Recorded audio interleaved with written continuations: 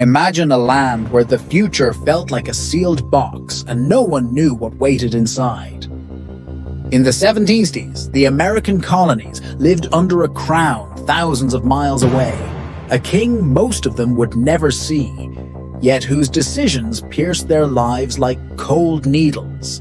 People woke up every morning not knowing whether the next tax or law from London would choke their business, take their crops, or make the soldiers knock on their front door. For many, it felt like living inside someone else's dream, without ever being asked what they wanted. And in that suffocating silence, the spark of something dangerous began to form. Most revolutions start with gunfire. This one started with frustration, a kind of slow-burning irritation that seeped into taverns, farms, and local town halls. British redcoats marched the streets like reminders that freedom belonged to someone else. The colonists felt watched, judged, and controlled. Some tried to ignore it. Others drank more ale. A few whispered that maybe this wasn't the life they were meant to live. Those whispers grew into debates. The debates grew into anger. And anger, once it crosses a line, becomes impossible to pull back. The tipping point arrived with taxes the colonists never approved. Stamp Act, Townshend Acts, tea taxes that seemed tiny on paper, yet became symbols of disrespect. What made it worse was the arrogance behind it. Parliament believed the colonists would eventually break and obey. They misread an entire continent. 7 seconds of stillness. A brief reset. Imagine being told your voice does not matter. Imagine being told your home is not really yours. Imagine waking up one day and realizing you're living under rules written by people who have never walked your roads, tasted your food, or heard your children cry at night. That was the American colony's reality. The first twist came quietly. The resistance did not start with generals or armies. It started with ordinary people, merchants refusing British goods, women spinning their own fabric so the crown wouldn't get a penny, printers who risked everything to publish pamphlets that questioned royal authority, a 12-year-old boy throwing stones at soldiers who marched down his street. These tiny acts of defiance were not random.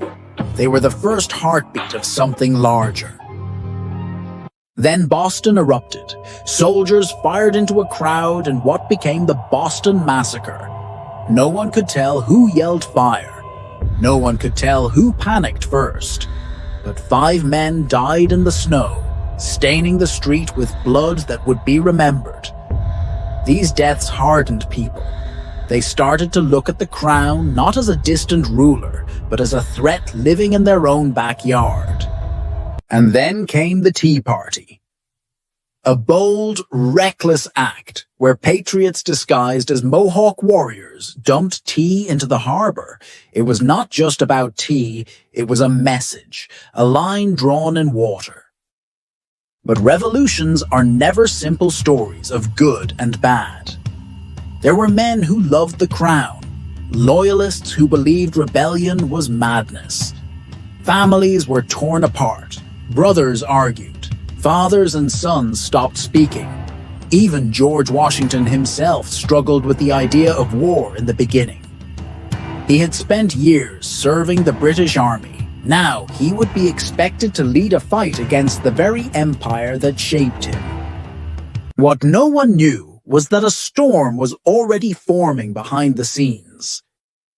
Before the first shot of the revolution was fired, one of Washington's future commanders was already broken inside his home. His wife, lonely from long absences and drowned in social isolation, had fallen in love with another man. Gossip traveled fast. Rumors reached the commander's own officers before they reached him. When he finally learned the truth, the betrayal hit him harder than any musket ball. It clouded his judgment. He made mistakes he never would have made before. He mistrusted his men. He hesitated at moments when clarity was needed.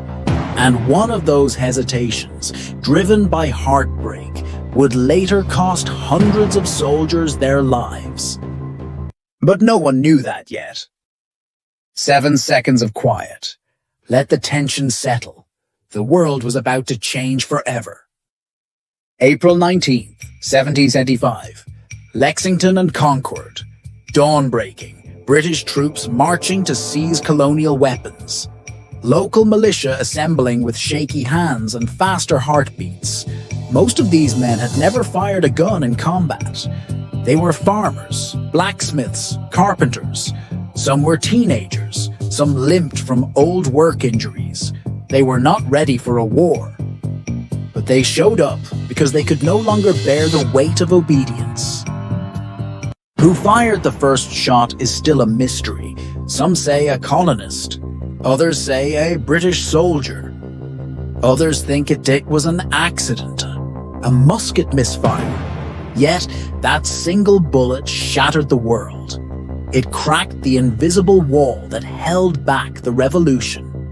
Within minutes, smoke filled the air and the American Revolution began. Washington was chosen as commander within weeks. He accepted with a calm face, but inside he felt the fear. Winning seemed nearly impossible. Britain had the strongest army on the planet. The colonists had shortages of everything: gunpowder, uniforms, salt, shoes, even food. Soldiers slept under trees in winter. Some marched barefoot, leaving footprints stained red from both frostbite and blood. War is not just fought with weapons, it is fought in the mind. And Washington's mind was under assault from everywhere. Some officers doubted him, some politicians schemed behind his back, and the betrayal of one of his trusted commander's wives created tension inside the ranks. A commander fighting heartbreak is unpredictable. He became colder, harsher, short-tempered. His men felt it, and as his marriage crumbled, so did his confidence. While the Continental Army struggled to stay alive, a second twist quietly took shape in British territory. A clerk inside the British High Command misinterpreted a coded message. He believed the colonists had surrendered a key fort. That error changed the orders of several generals. Troops were redirected, supplies were moved, reinforcements were delayed. This mistake, a simple misread signal, caused a chain reaction that led the British Army straight into one of the most devastating traps of the early war. Bunker Hill. The battle was brutal.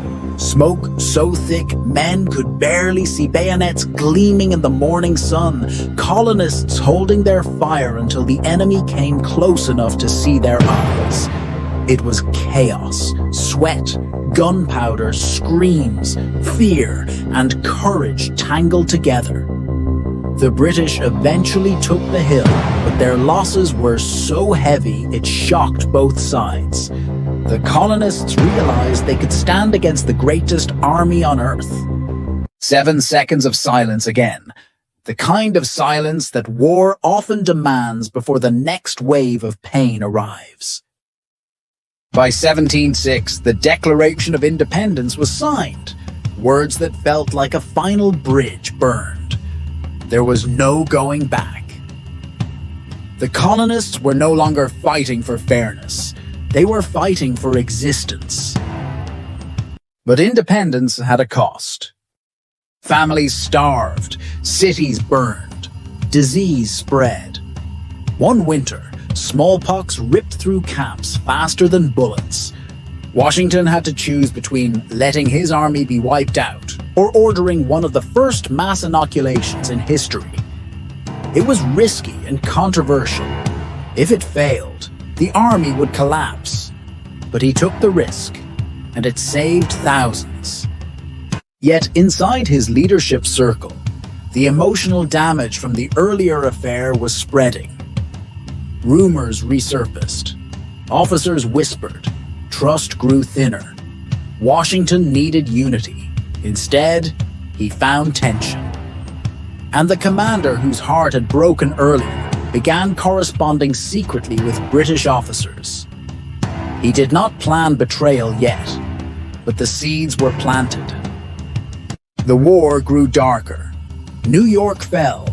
Washington watched from across the river as flames rose and the British flag flew over the city.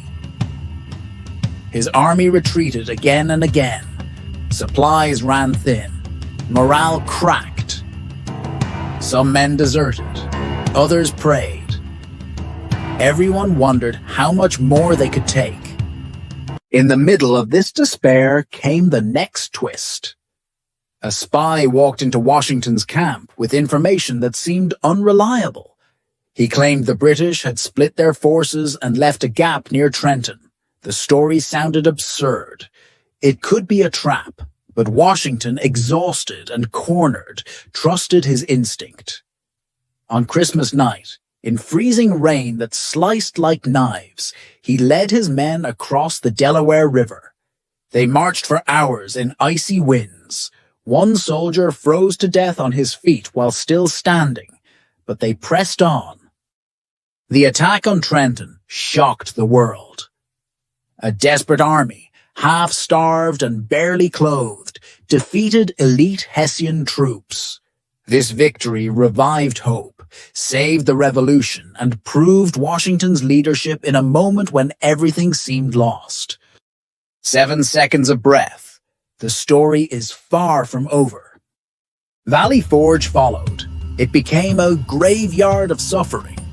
Frostbite, starvation, disease. Soldiers wrapped their feet in rags because shoes had long fallen apart. They built huts from whatever they could find. Some nights the wind was so cold, it burned the lungs. Washington walked among his men, helpless, carrying the weight of every life on his shoulders. But something unexpected happened. Hardship forged loyalty. The army that crawled into Valley Forge came out months later trained, disciplined, and ready for a new phase of the war. But betrayal coming. The commander, whose marriage was destroyed, the one who struggled with heartbreak and shame, now reached his breaking point. He felt underappreciated. He believed Washington favored others. The affair rumors had eaten away his pride until he saw treason as justice. This man was Benedict Arnold, and his betrayal would become one of the most shocking twists of the entire revolution. He plotted to surrender West Point to the British. Had he succeeded, the entire war might have collapsed. But his messenger was caught. Arnold fled. Washington heard the news with such deep pain that he could barely speak. Betrayal from inside his own camp cut deeper than any British attack. War after war, battle after battle, the revolution dragged on. The South burned. The North starved. Slaves escaped, hoping to win freedom by fighting. Native tribes were forced to choose sides in a conflict they did not want. Women ran farms alone while praying their husbands would return. Children grew up hearing cannon fire as lullabies. And then came Yorktown. The final twist.